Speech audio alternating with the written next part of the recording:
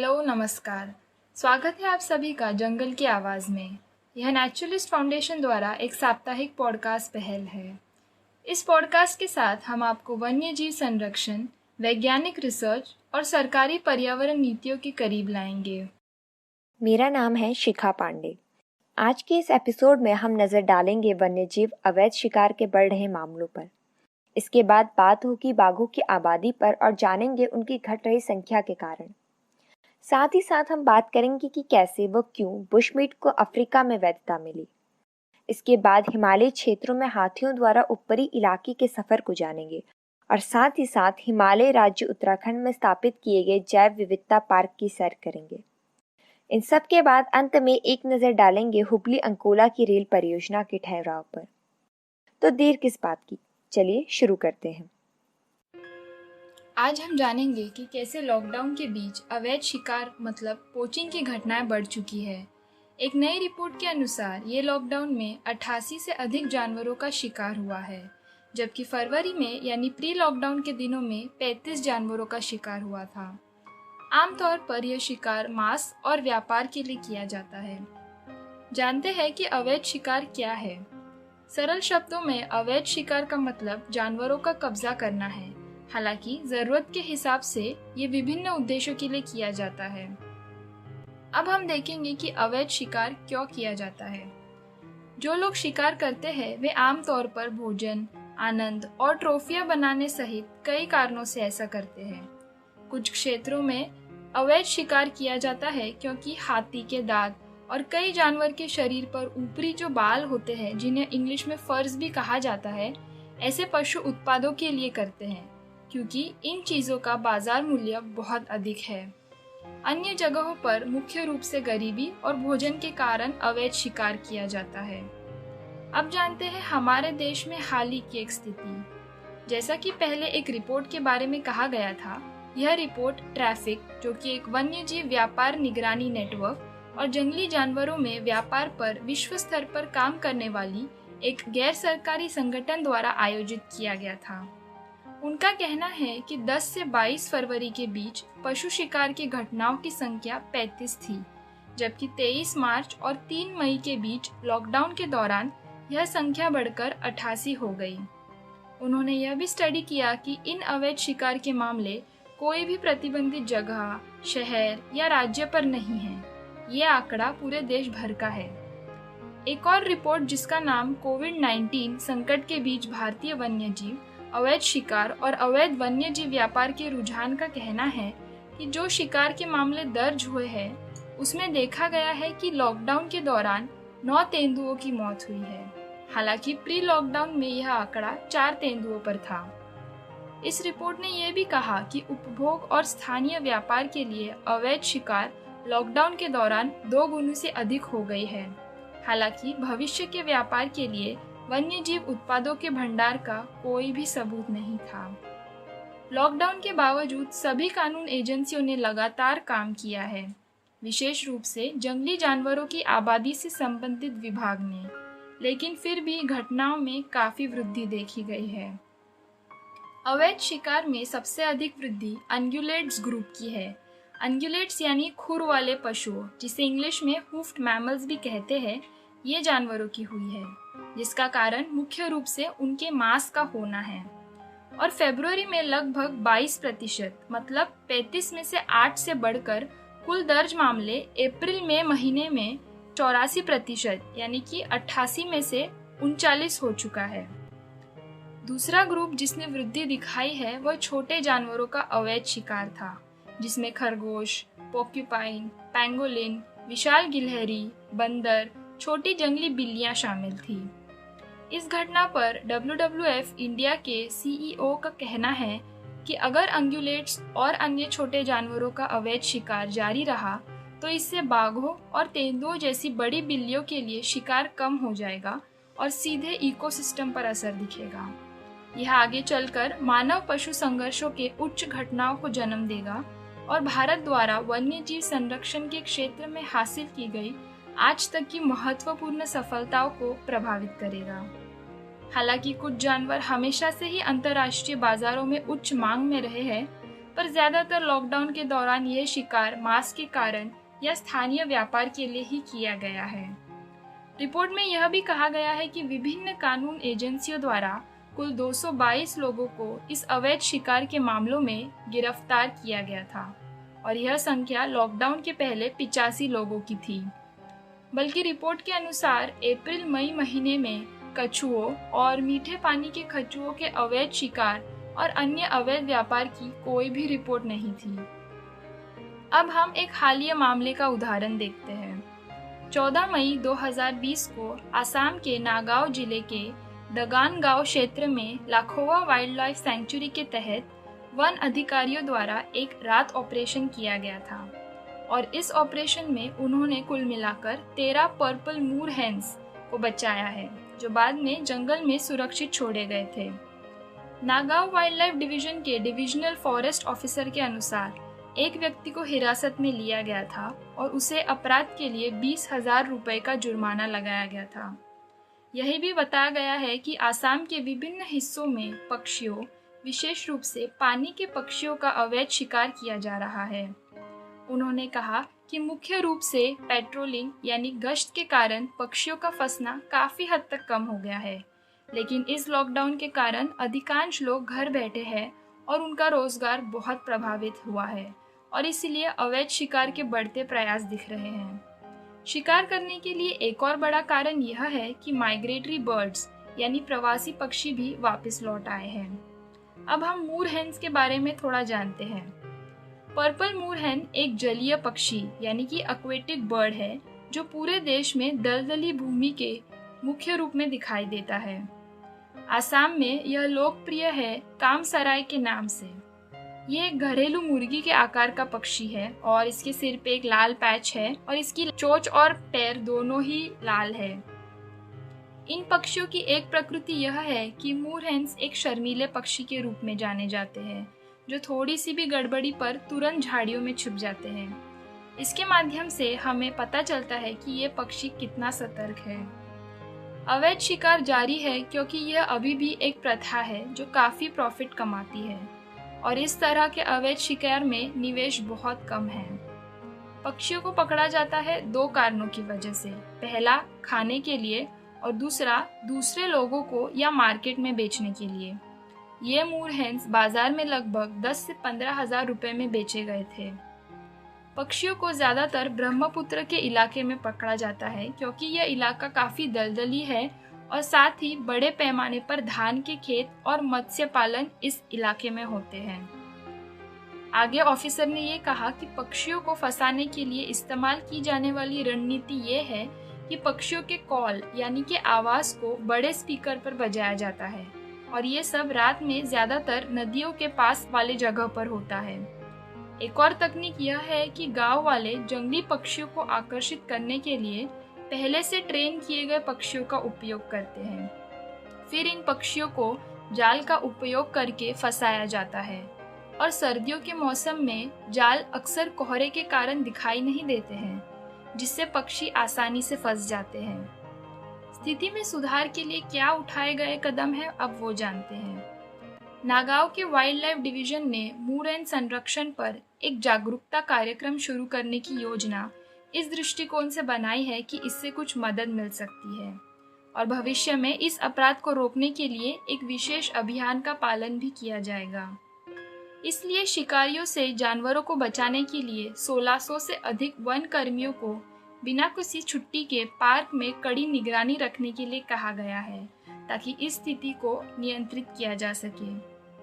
अवैध शिकार के मामलों में अचानक वृद्धि इसलिए हुई है क्योंकि लोगों द्वारा किसी भी गड़बड़ी या परेशानी का ना होने के कारण पशु और पक्षी अपने प्राकृतिक इलाकों से बाहर निकल गए हैं।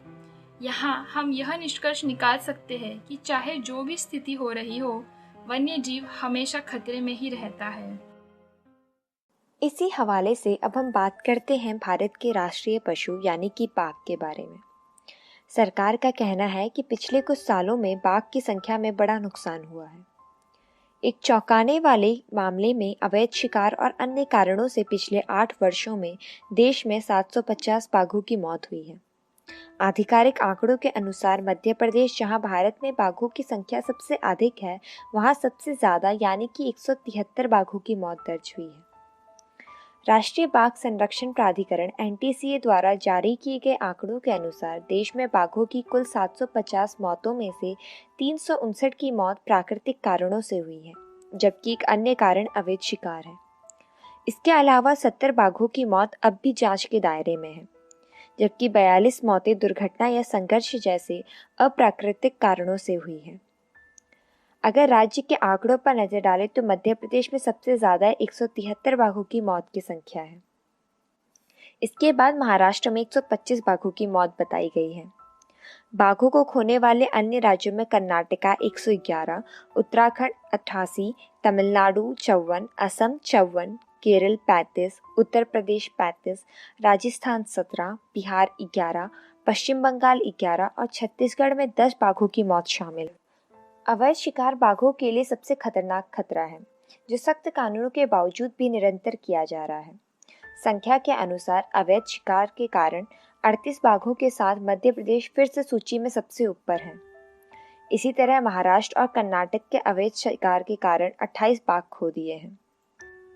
अन्य राज्यों में जहां अवैध शिकार के कारण बड़ी बिल्लियों की मौत हुई, उनमें असम 17, उत्तराखंड 14, उत्तर प्रदेश 12, तमिलनाडु 11, केरल 6 और राजस्थान 3 शामिल हैं। कथित तौर पर देश भर में विभिन्न अधिकारियों द्वारा 2012 और 2019 के बीच 8 साल की अवधि के दौरान लगभग 101 बड़ी बिल्लियों को भी जब्त किया गया था। वर्तमान में हमारे देश में बाघ की संख्या 2976 है और पिछले 4 वर्षों में देश में बाघों की संख्या में 750 की वृद्धि हुई है। हालांकि पिछले 8 वर्षों में साथ ही साथ मौतों की इस तरह बढ़ रही संख्या गंभीर चिंता का विषय बनी हुई है।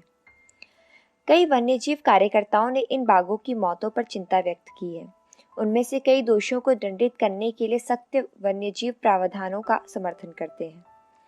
आमतौर पर वाइल्ड लाइफ प्रोटेक्शन एक्ट 1972 के तहत एक सामान्य अपराध में अधिकतम 3 साल की कैद या जुर्माने का प्रावधान है, जो भारतीय मुद्रा 25,000 या दोनों तक बढ़ाया जा सकता है। हालांकि आंकड़ों के अनुसार हमारे देश में वन्यजीव अपराधों के लिए सजा की दर काफी कम है और शिकारियों के लिए सजा की दर चौंकाने वाली है, केवल 4%। अवैध शिकार और सभी वन्यजीव संबंधी अपराधों को रोकने के लिए सामुदायिक आउटरीच, निरंतर शिक्षा और कानून प्रवर्तन का एक संयोजन आवश्यक है।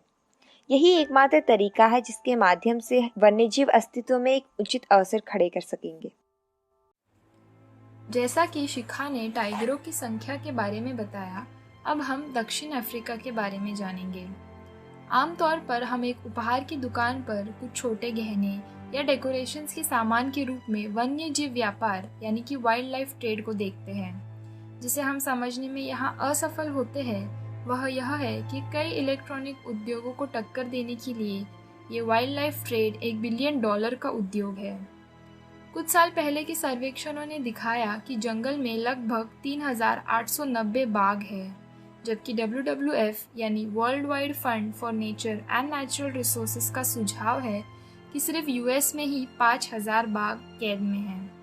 अगर आंकड़ों पर गौर किया जाए तो यूएस में जितने बंगाल के बाघ हैं उतने हमारे देश के बे ऑफ बंगाल, जो कि टाइगर के लिए जाना जाता है, वहाँ पर भी नहीं है। देखा गया है कि भोलापन और लालच इस उद्योग को संचालित करता है। अधिकांश पशु का अवैध शिकार और उपभोग इसलिए होता है क्योंकि ऐसा माना जाता है कि इससे औषधीय लाभ मिलते हैं। उदाहरण के लिए राइनो हॉर्न और पैंगोलिन कई औषधीय गुण के लिए जाना जाता है और पैंगोलिन नाइजीरिया में एक्सटिंक्ट यानी विलुप्त होने की कगार पर है। हम अफ्रीका में एक समान पैटर्न देखते हैं जहां ग्रेट एप्स का शिकार किया जाता है, क्योंकि ऐसा माना जाता है कि उनके शरीर के अंग में कोई जादुई गुण है और इसलिए जादू टोने में इसका उपयोग किया जाता है। जंगली जानवरों का ज़्यादातर उनके मांस के लिए शिकार किया जाता है। ये वाक्य सच होता है इस बात से जहां मध्य अफ्रीका में बुशमीट यानी कि अफ्रीकी जानवरों का मांस खाया जाता है। ये बुशमीट खाने से 80% प्रोटीन मिलता है, ऐसा कहा गया है। हाल ही में खबर आई है कि सोशल मीडिया ने विदेशी पालतू जानवरों के लिए नया बाजार बना दिया है। एक बात और है कि अधिकांश मामलों में एक युवा पशु को पकड़ने के लिए कई वयस्कों यानी अडल्ट पशुओं को मारना पड़ता है। वयस्कों को मांस के लिए बेचा जाता है, जबकि युवा पशु विदेशी पालतू जानवर के रूप में बेचे जाते हैं। ये संख्या और भी बढ़ती है बंदरों और चिंपैंजी के मामले में, जहाँ 10 से 12 परिवार मारे जाते हैं, क्योंकि युवा अपनी मां से चिपके रहते हैं और इसलिए जब मां को गोली मार दी जाती है तो वह भी गिर जाती है। हम देखते हैं कि कई चिड़ियाघर यह अनाथ जानवरों को खरीदते हैं और फिर पालतू विदेशी जानवर के रूप में बेचते हैं, लेकिन ज़्यादातर बार ये जानवरों की देखभाल नहीं की जाती है या उनका शरीर आसपास के वातावरण के हिसाब से एडजस्ट नहीं हो पाता।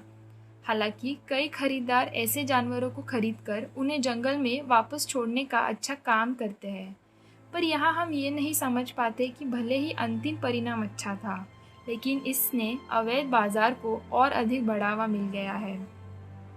अब यह सब हमें दक्षिण अफ्रीका के वर्तमान विषय पर लाता है, जहां एक बिल की चर्चा चल रही है। इस बिल के अनुसार वन्य जीव यानी जानवरों का उपभोग लिया जा सकता है, दूसरे शब्दों में उनका सेवन किया जा सकता है। ये बिल में वध और खपत के लिए 90 जानवरों की अनुमति दी गई है।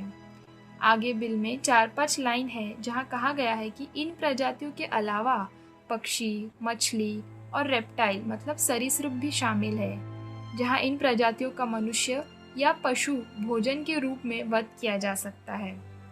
बिल में ऐसे जानवर शामिल है जो शायद संरक्षण के अनुसार खतरे वाली प्रजातियों के रूप में है और इसलिए इनका वध सब ध्यान में रखकर करना होगा।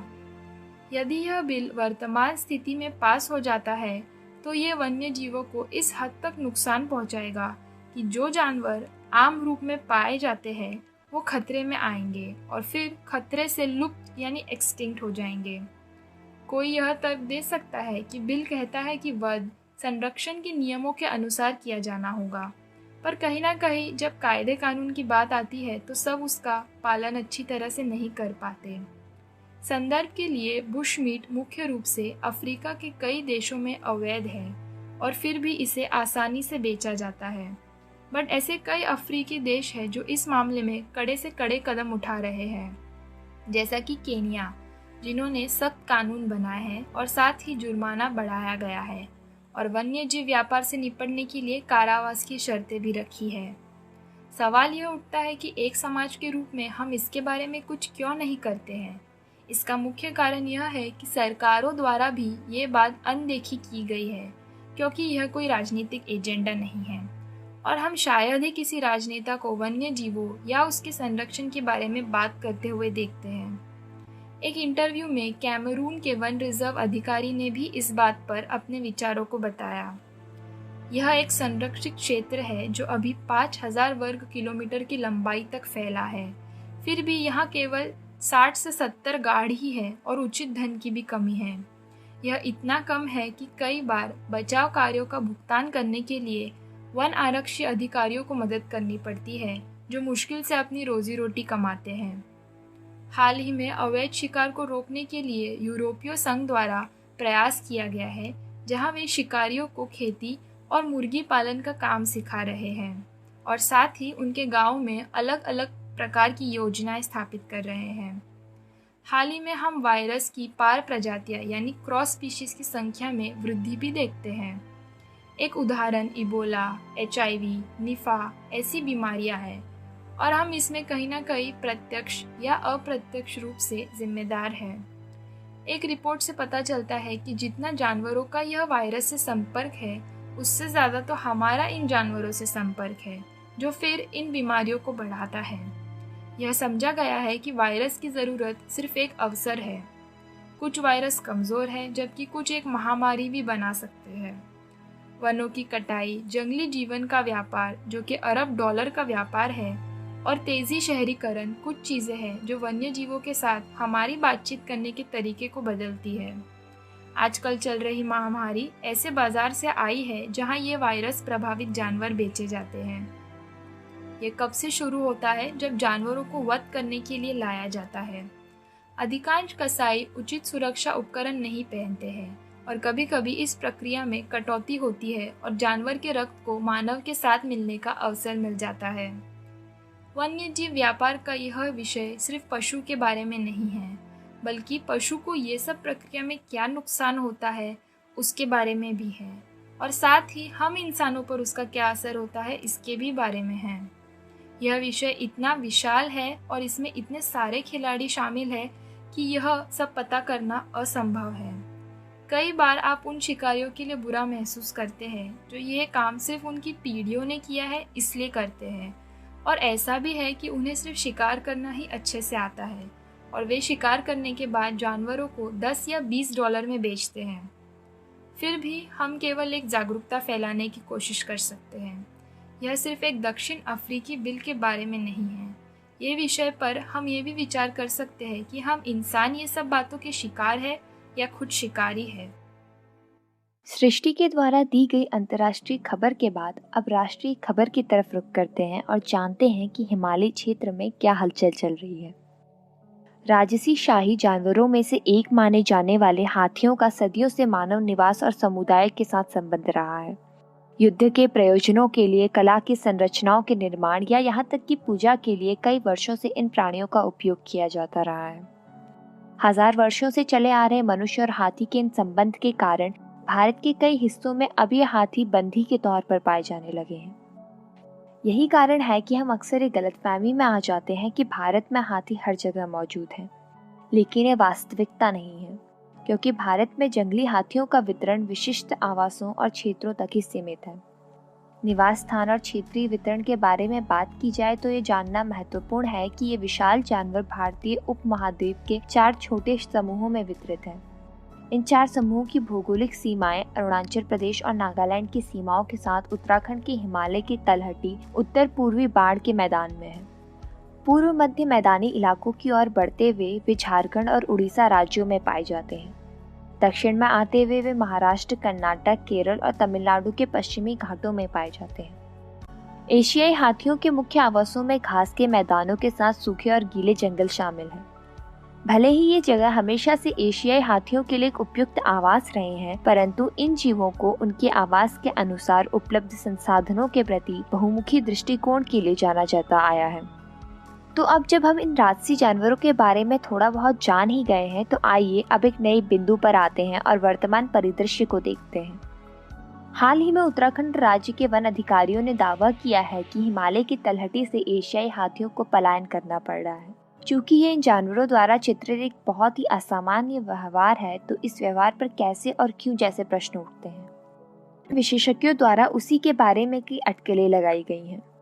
पिछले अध्ययनों में रखे गए बहुत सारे कारण बताते हैं कि इस तरह की घटना क्यों और कैसे हुई।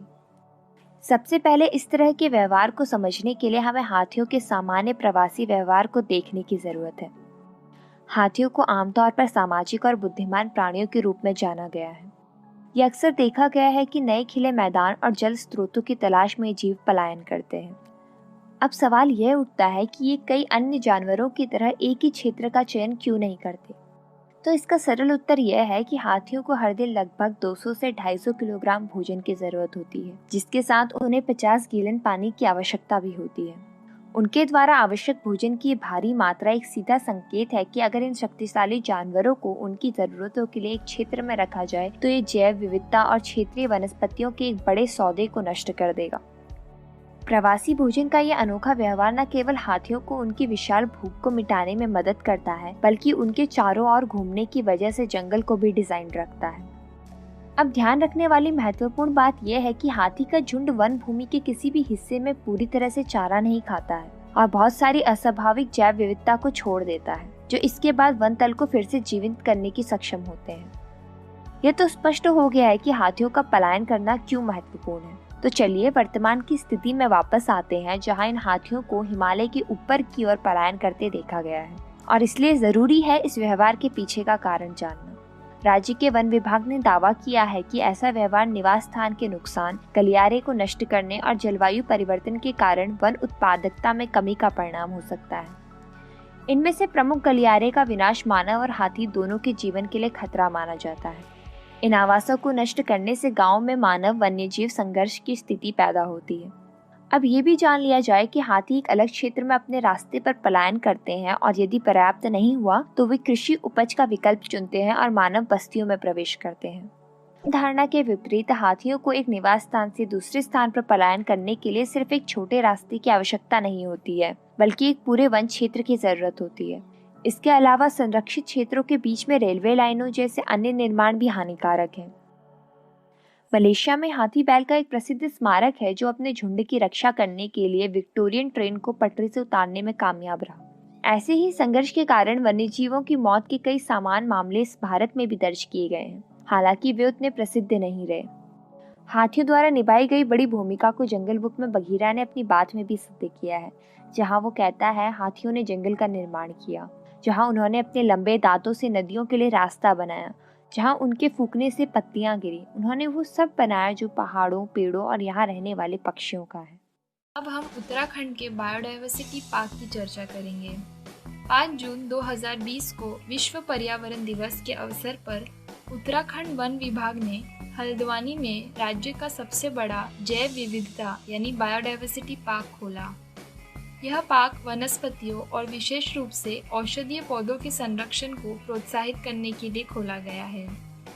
Uttarakhand forest research wing biodiversity park 18 एकड़ में फैला हुआ है और इसमें पौधों की लगभग 500 प्रजातियां हैं। बायोडायवर्सिटी पार्क में पौधों की प्रजातियों को आध्यात्मिक, धार्मिक, वैज्ञानिक, मानव स्वास्थ्य और सौंदर्य संबंधी वर्गों के हिसाब से बांटा गया है।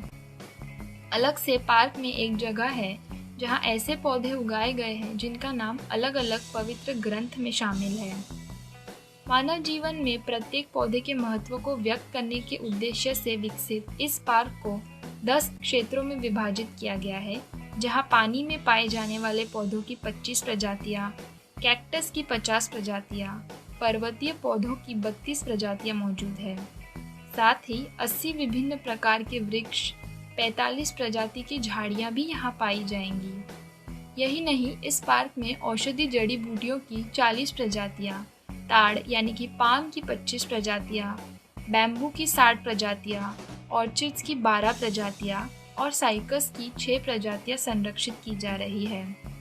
विभिन्न प्रजातियों के इन पौधों को नीतिमन घाटी और यहाँ तक कि केदारनाथ के आसपास के कुछ ग्लेशियरों और विभिन्न इलाकों से इस पार्क में लाया गया है।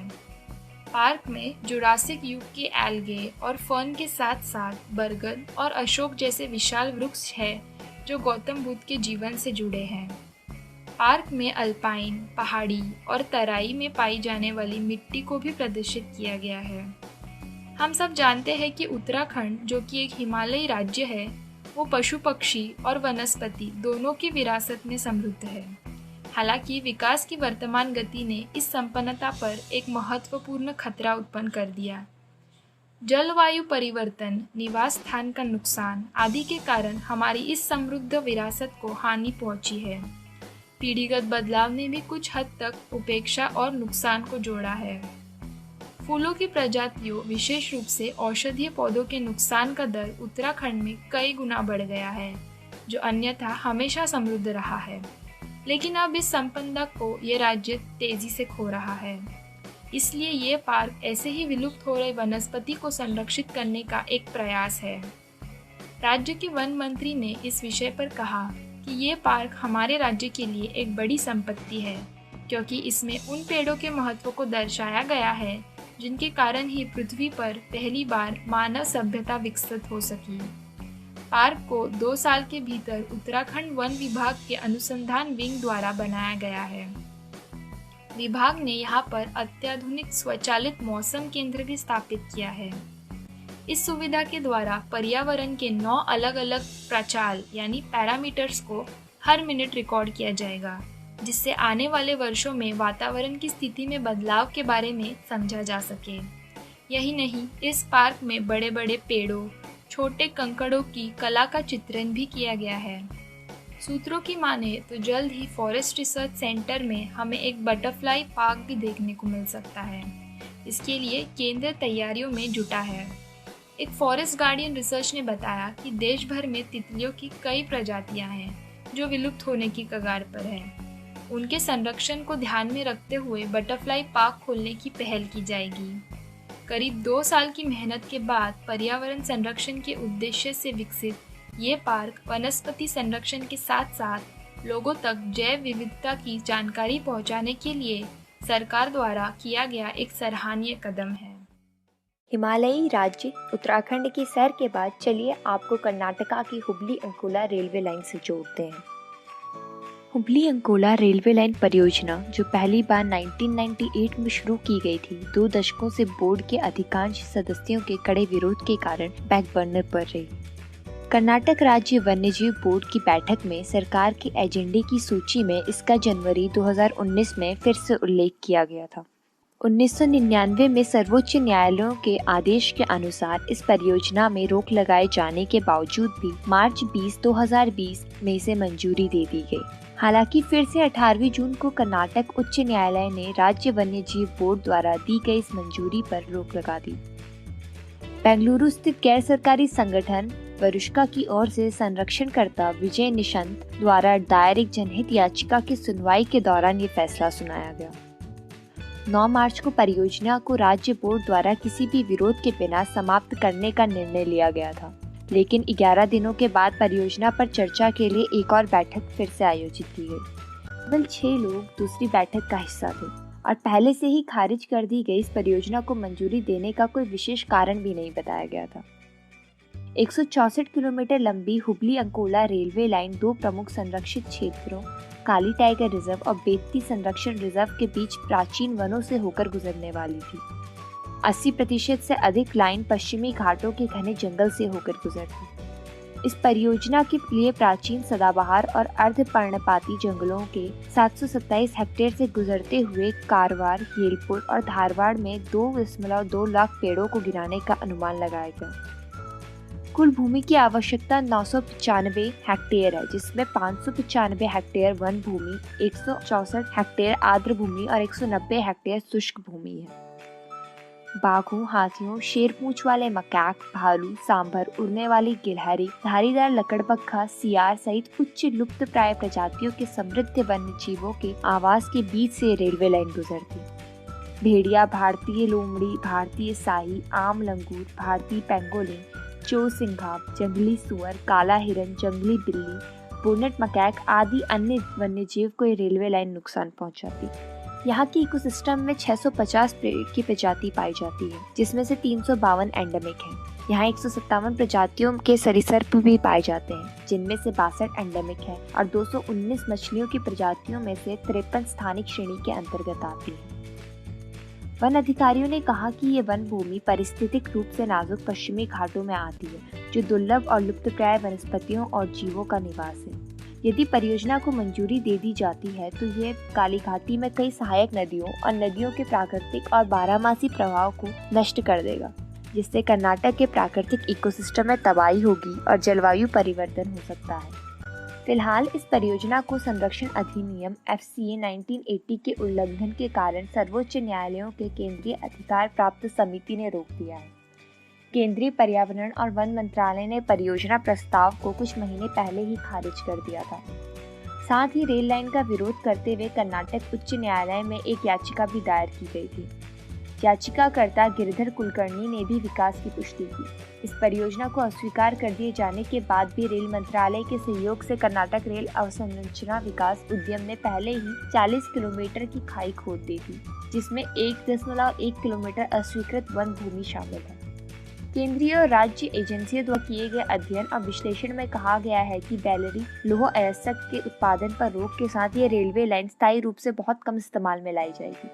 क्षेत्र और राजमार्ग में क्योंकि 3 और रेलवे लाइनों के पहले से ही मौजूद होने के बाद की गई है, तो ये रेल परियोजना किसी भी उद्देश्य को पूरा नहीं करती है। वास्को लाइन कारवार बंदरगाह से केवल 20 किलोमीटर दूर है और भविष्य में किसी भी अयस्क परिवहन की जरूरत हो तो वो पूरा कर सकती है।